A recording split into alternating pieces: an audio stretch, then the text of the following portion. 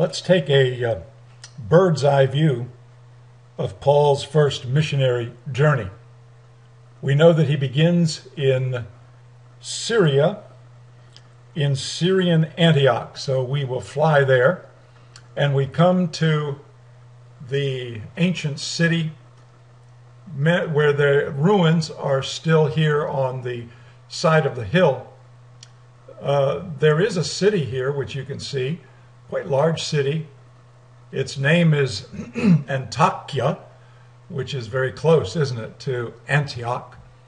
But it was out here, apparently, where the first church of Christians was established, called the Church of St. Peter. This church is composed of a cave that was carved into a mountainside.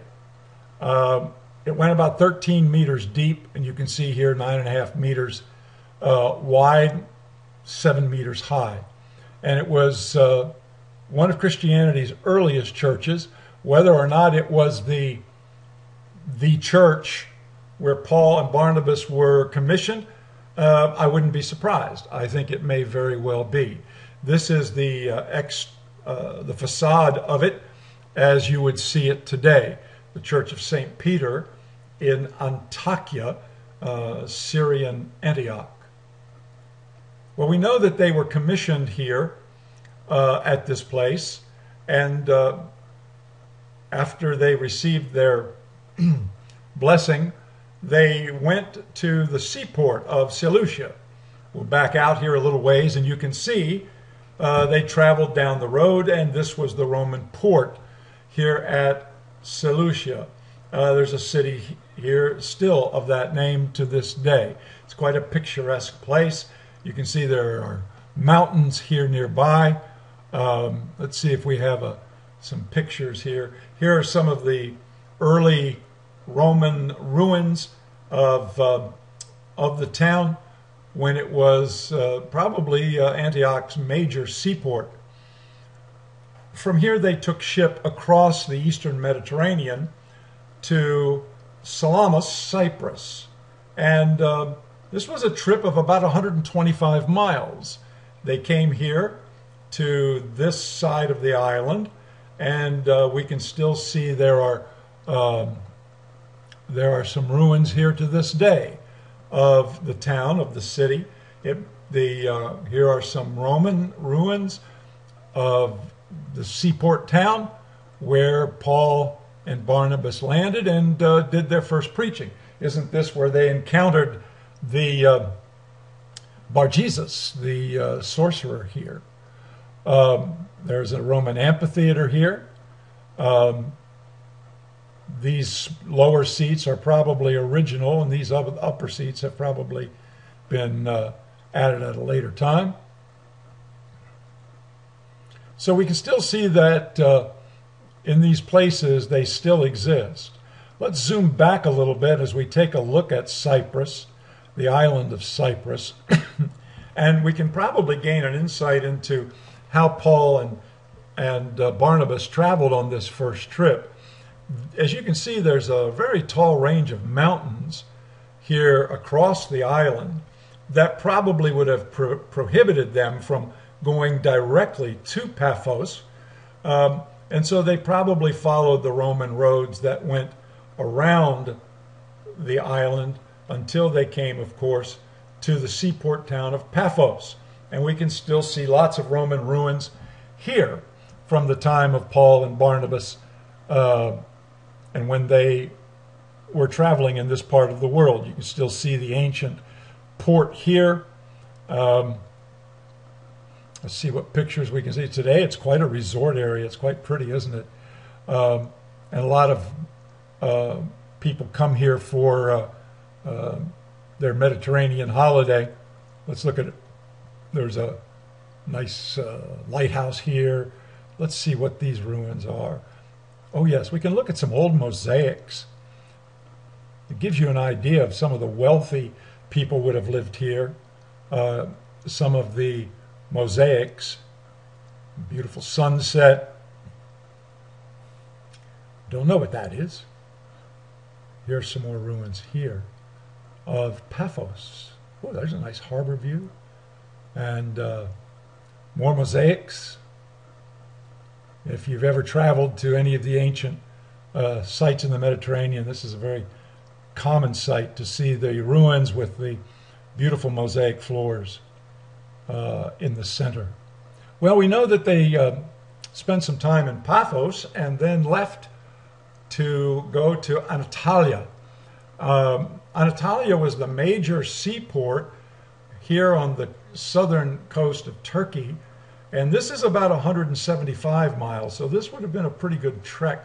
Probably took them a week or so, if not probably even more than that, to cross this vast expanse of sea. So they came to the Antalya coast. This is the historic harbor.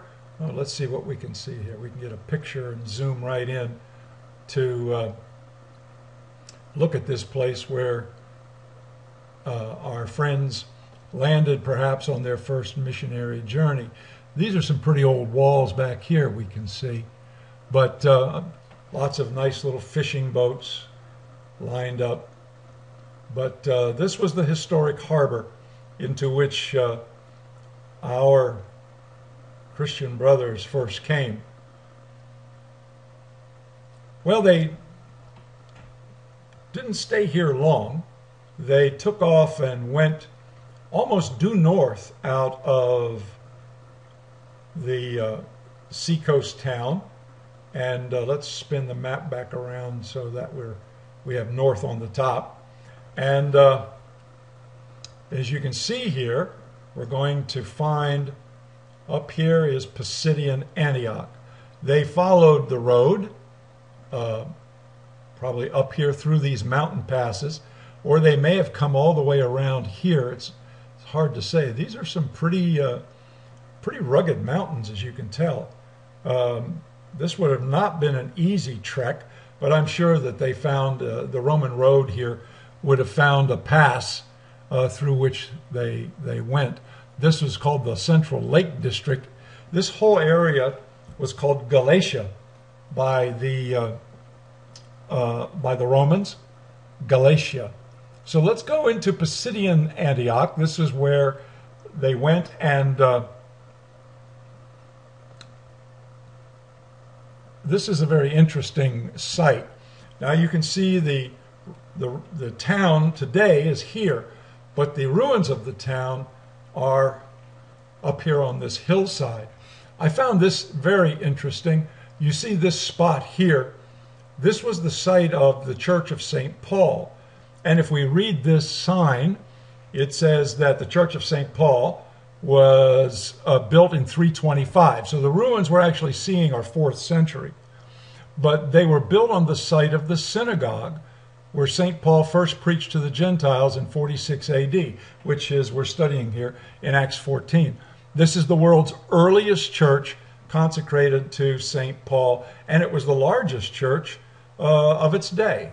So we have here the ruins of where the town would have been, and you can see the original Acropolis of the town, kind of up on a hill, as it shows here. Let's go back to Google Earth. There's a nice picture of this area. Let's see what we can find here. There's a nice picture. Well, here you see that road that has been preserved.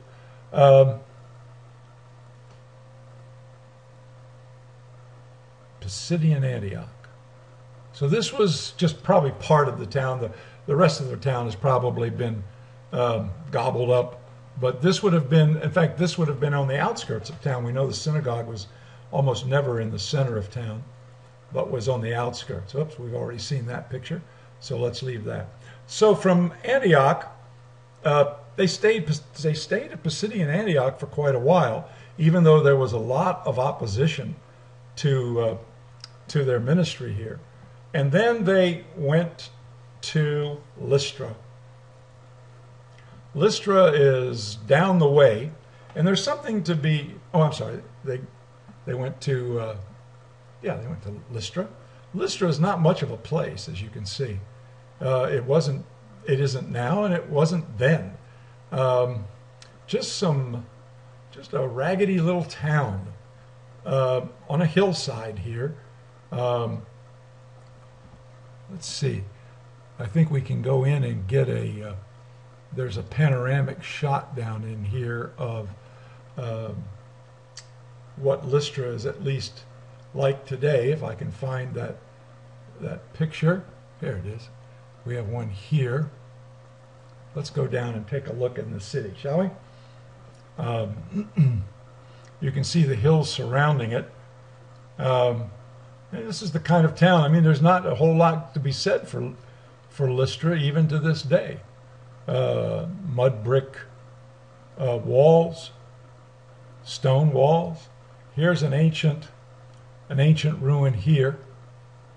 The hills off to the, I don't know what direction we're looking at this point, but that's all right. So this was where Timothy was from, and this is where Paul was nearly killed by being stoned with, maybe, who knows, some of these very stones. Today it's called Killistra, but in those days it was, that was Lystra. This was Timothy's hometown. Let's see what's out here. I didn't look at that picture. This may be something interesting out here on this hillside. Oh yes, this is. I saw this. These are some really ancient caves or dwelling places. And again, we know, those of us who were in Israel, that these caves were appropriated as houses. This is where many of the poor would live, were in these hillsides. And then the village apparently was down here in a little ravine. All right, let's leave. Let's go to Derbe, because that's where the apostles next went. And Derbe, again, is a city that's pretty much out here on the end of everything. This spot, I had to do some research on it. This spot right here is thought to have been the place where the ancient city of Derbe once stood. And there's not much there now at all. We see a ruin here, some paths, and you can make out, if you look carefully, you can see some outlines of probably foundation stones of various buildings. Well, from Derbe, they decided that they would retrace their route from back in the direction that they had come. And so we see them going back to Lystra, back to Iconium. They went back and preached for a while down here in Anatolia, and then they took ship across the southern, probably staying pretty close to the shore, hugging the shoreline, and finally came back to Seleucia and returned home to Syrian Antioch, where they gave a report of how God had really blessed that first missionary journey.